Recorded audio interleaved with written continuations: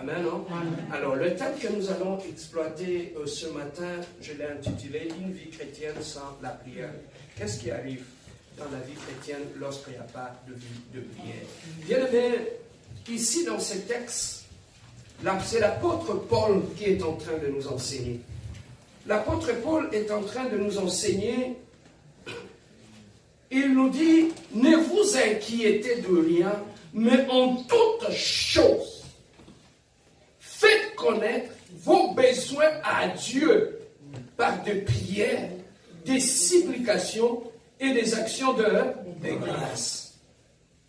Le verset 7 dit ceci, et la paix de Dieu, qui surpasse toute intelligence, gardera vos cœurs et vos pensées. Ça, c'est la conséquence de ce qui était, l'action qui était faite en amont, et comme conséquence, ici nous comprenons que celui qui ne s'inquiète pas, mais qui parle à Dieu de ses problèmes, qu'est-ce qui arrive dans sa vie?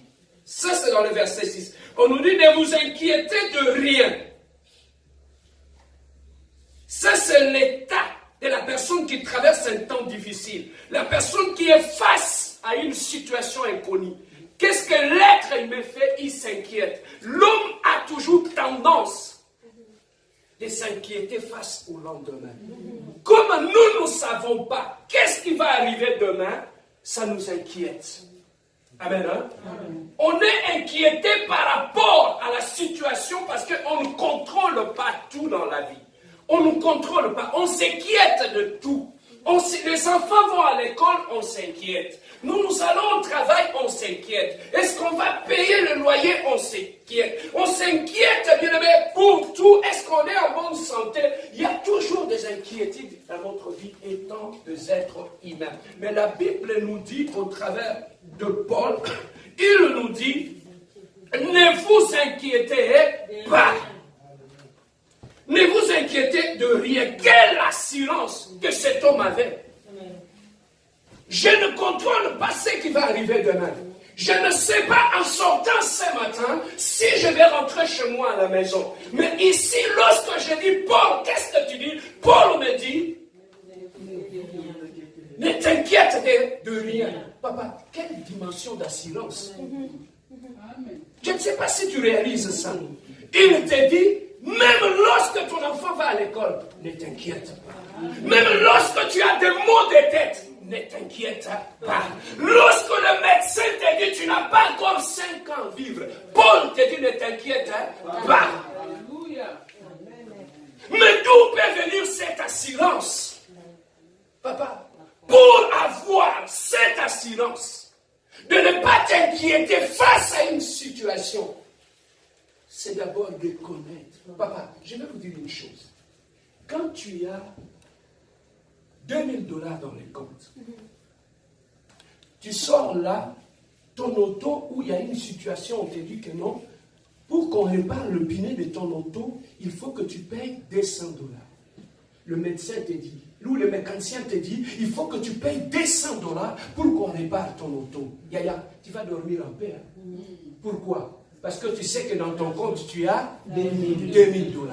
Amen. Hein? Mais qu'est-ce qui amène là? Qu'est-ce qui te donne cette assurance? Parce que tu sais qu'est-ce que tu as dans ton compte. C'est que la connaissance de ce que tu as te rassure face à un inconnu.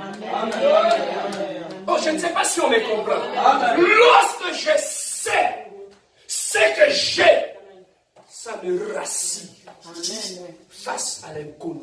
C'est que Paul, pour dire ne vous inquiétez de rien, il savait qu'en lui ou en nous, on a un Dieu qui se suffit en tout, qui a tout, qui peut répondre à tous les problèmes.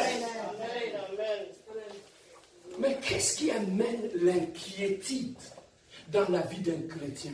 C'est la méconnaissance de qui il est, de qui il a comme Dieu. Amen. Amen. Hein? Papa, tu peux être face à la même situation et que la situation n'a pas changé. Mais lorsque Dieu t'ouvre les yeux pour te dire qui il est pour toi, dans cette agitation, il y a une paix qui va commencer à s'installer. Amen. Mais le problème reste le même. Amen. Amen. Hein? C'est comme un enfant. Lorsque un père dit à son enfant, monte sur la table. Et l'enfant dit à papa, papa, je vais sauter. Papa dit, saute, je vais te prendre dans mes bras. Est-ce que cet enfant de 5 ans va réfléchir? Non. Est-ce qu'il va penser dans sa tête que si je saute, je peux tomber, je peux me briser la main? Non.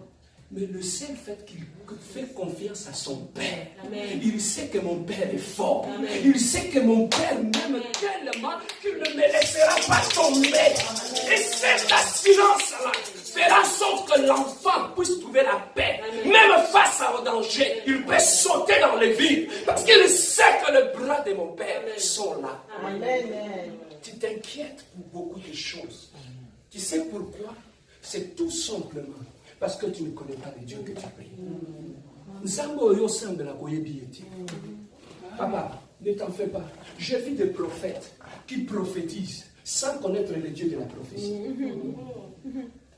J'ai vu des pasteurs prêcher bien, mais sans connaître le véritable Dieu qu'ils prêchent.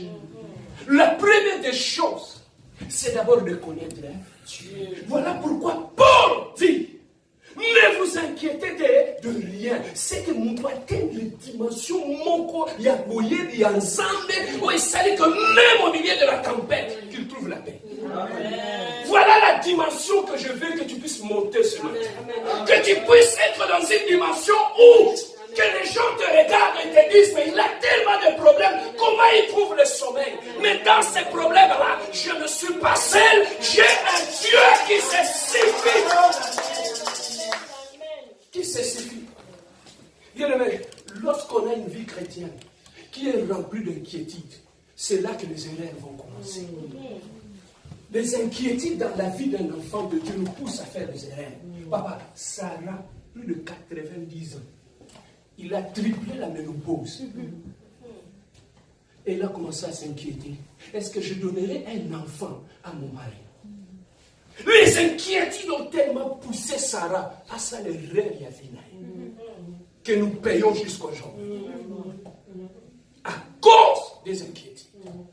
L'ange lui a dit, Sarah, tu vas enfanter. À Séki. Il a dit, mais moi je suis une vieille femme.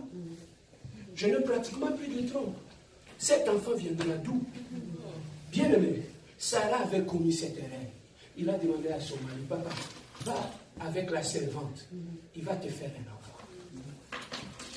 Ils ont fait un enfant.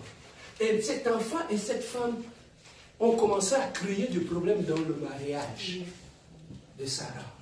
Jusqu'à ce que Sarah elle-même, qui avait donné l'autorisation, elle a demandé à son mari Benanaï. On a chassé l'enfant. L'enfant est parti. Papa, l'enfant est parti. La femme sont partis. Jusqu'aujourd'hui, les enfants qui étaient partis, débarrassent autour. Et les enfants que Sarah Botaki, ce sont les Israélites que tu vois. Tu vois que ces deux semences se battent jusqu'aujourd'hui.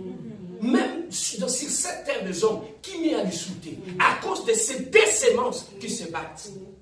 Et cette guerre a commencé où? À partir tout simplement qu'une personne a commencé à s'inquiéter. C'est là que les erreurs ont commencé. Même dans notre vie, bien aimé dans le Seigneur, lorsque nous commençons à nous inquiéter, c'est là que les erreurs commencent. Lorsque je regarde mon âge, lorsque je regarde ma vie, je dis mon âge est avancé.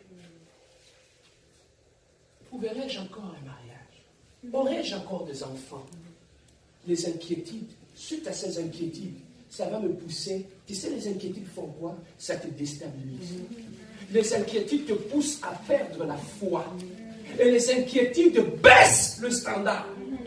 Même dans ta vie, je prends même l'exemple de nos sœurs.